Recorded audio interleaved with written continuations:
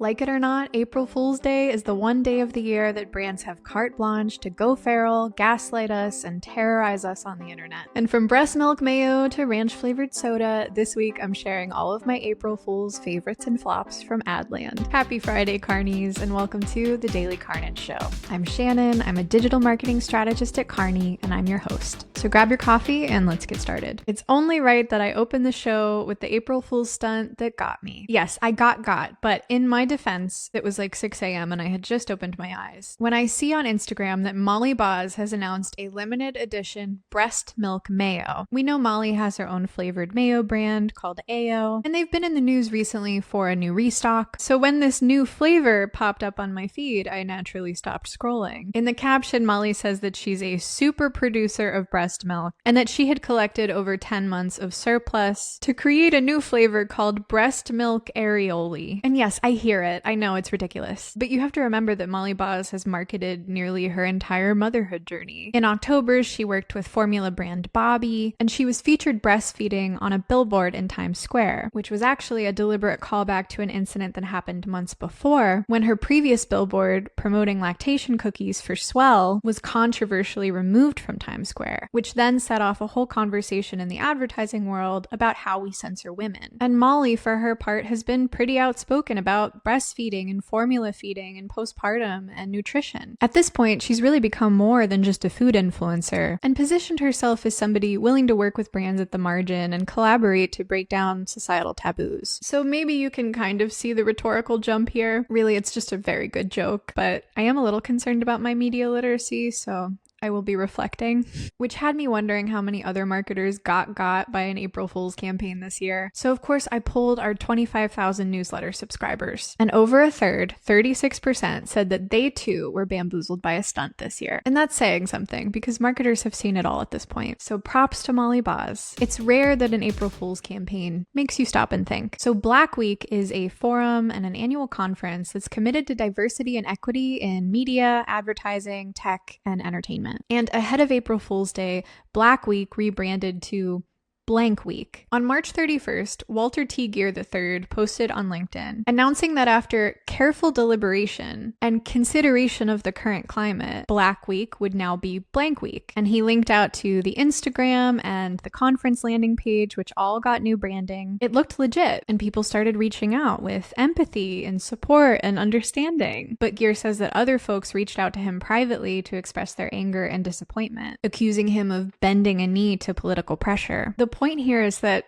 everyone kind of took it at face value. We're so used to 180-degree pivots at this point, and Notes app apologies, and airtight PR statements, and news cycle whiplash, that everyone kind of just accepted it as true. And then on April 1st, they revealed that the Black in Black Week isn't going anywhere. They were really able to create a microcosm of reactions that other brands are dealing with when they do make these very controversial decisions. They were able to reinforce their own brand identity, and ultimately they made us all kind of stop and realize how normalized these DEI rollbacks have been and grapple with how we respond and react to that. I think this was an excellent brand perfect opportunity for Black Week to really break through the noise and get their target audience excited about what's to come. You love to see it. You know we can't talk about April Fool's Day without talking about Duolingo. This year they introduced the Duolingo World Cruise with Carnival, a 5-year global voyage, promising travelers the chance to learn over 40 languages while visiting 195 countries. There's going to be daily language immersion, cultural workshops like Nordic pickling, and absurd amenities like surprise roommates. They even called back to last year's April Fool's stunt, which was Duolingo on Ice, which will now serve as the entertainment for your 5-year cruise. Just like last year, this came with a very well-written landing page with an FAQ section. Just another very well-executed campaign from Duolingo. And by the way, if you're wondering how their Dead Mascot campaign performed in Q1, Embed Social recently analyzed over 1,300 posts for sentiment, and they found that while some responses were positive, over half were neutral or negative.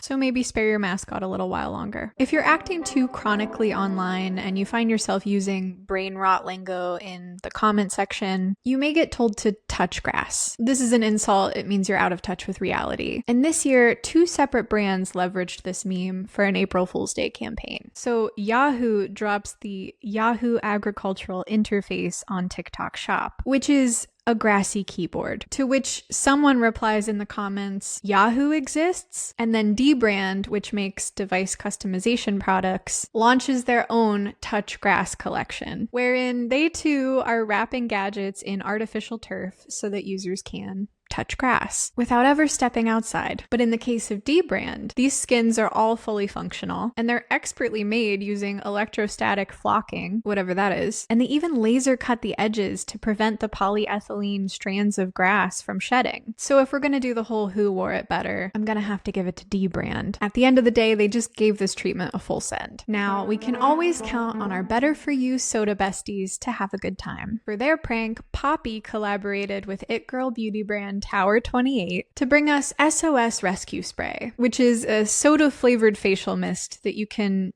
ingest. And then Olipop teams up with the cult collaborator Hidden Valley, announcing a limited edition Ranch Lovers collection featuring 4 flavors: Classic Ranch, Hot Honey Ranch, Jalapeno Ranch, and Garlic Ranch, promising a fizzy twist on the beloved condiment. And I have to say, as a marketer, I'm a little fatigued at the oversaturation of disgusting collabs, but you have to appreciate how a creative team flexes across a family of ridiculous assets. If you think about it, April Fool's is really just about marketers giving ourselves silly little homework assignments. It's class outside. You can't beat it. Okay, on to April Fool's products that should be real but aren't. Hydration brand Bloom has partnered with Poo-Pourri, yes, the toilet spray, for a product called Super Belly Gut Building Hydration Mix Powder in the flavor Orange Yuzu. And they paired this with great copy, calling it their, quote, next big movement in gut health. And its double duty citrus is made with easy breezy number 2s in mind. It's just cute, and it's not that far-fetched. And if you think it's bad strategy to include the word poo on a product that is ingestible, then please explain these La Chick Poo Poo lip glosses that I saw at the checkout at the Tractor Supply last week. No one can explain these to me. What is this brand? Should we do a deep dive? Next up, Glasses USA took a playful jab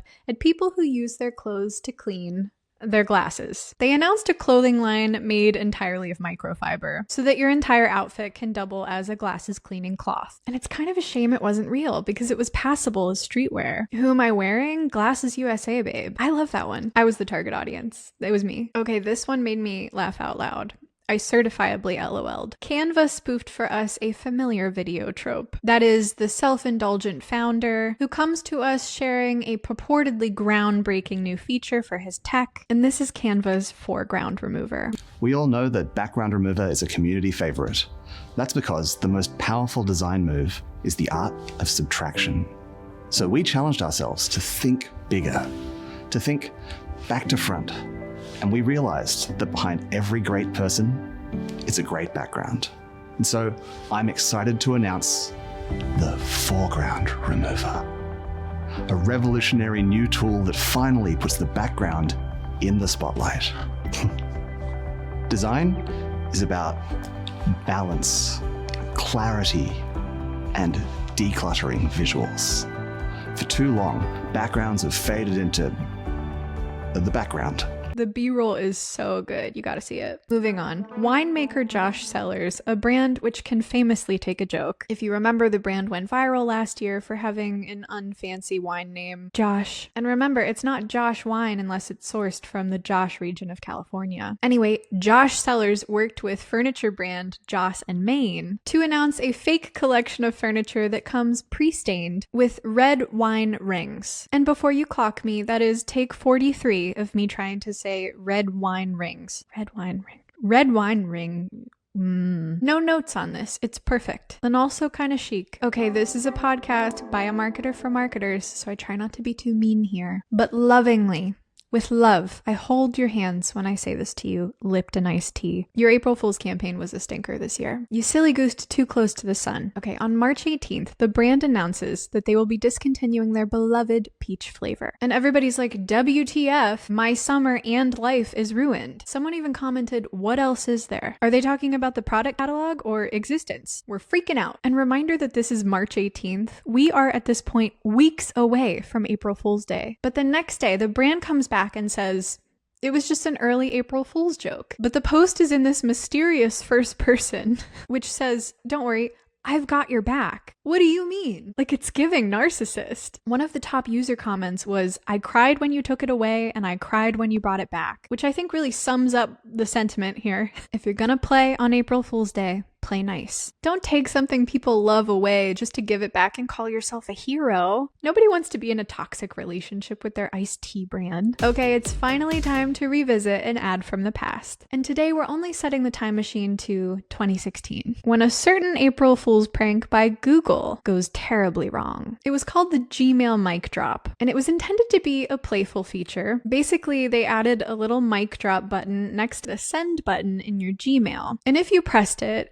a GIF of a minion dramatically dropping a mic appeared. It was added to your email. But not just that, anyone who replied to this email would then be muted. So you, the sender, would not be able to see any of the responses to your mic drop. But of course, because that button was next to the send button, it got pressed. The fallout was immediate and severe. Users started reporting sending job applications with the minion mic drop, business proposals, just tons of critical emails with minions dropping mics, and you can't even see the follow-ups. One person actually claims to have lost their job over this stunt, and of course, people flood the Gmail forums to complain. The backlash is growing, so Google has to actually disable the feature within hours of launch. And in a statement, they said, well, it looks like we pranked ourselves this year. And so now you know the story of the Gmail mic drop, which goes down in history as one of the biggest April Fool's Day blunders of all time. And that wraps it up for the Daily Carnage show this week. Thanks so much for joining me. I'd love it if you rated our show, liked and subscribed across all our socials. And don't forget to subscribe to our newsletter for daily marketing and advertising content. And we're always chatting over on our exclusive Facebook community, so join us there to keep the conversation going. I'll see you next time. Have a good weekend, Carnies.